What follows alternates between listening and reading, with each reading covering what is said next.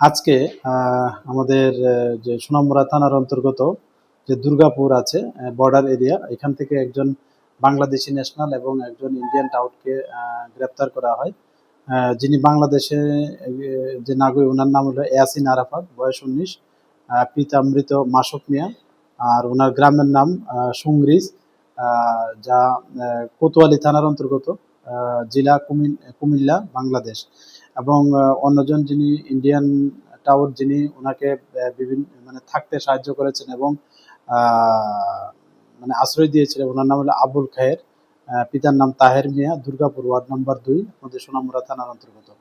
তো এই নিয়ে আমাদের সোনামুড়া থানাতে একটা মামলা নেওয়া হয়, যার মধ্যে ইমিগ্রেশন অ্যান্ড ফরেনার অ্যাক্ট আছে, নতুন যে আইন, এবং বিএনএস অ্যাক্ট আছে।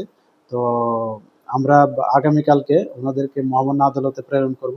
এখন আমাদের যে সোনামুড়া থানার পুলিশের টিম ওনাদেরকে জিজ্ঞাসাবাদ চালিয়ে যাচ্ছে এবং ওনাদের কাছ থেকে এখন পর্যন্ত অনেক তথ্য পাওয়া গেছে, যারা এইসব বেআইনি কাজের সঙ্গে যুক্ত আছেন বলে তারা বলেছে।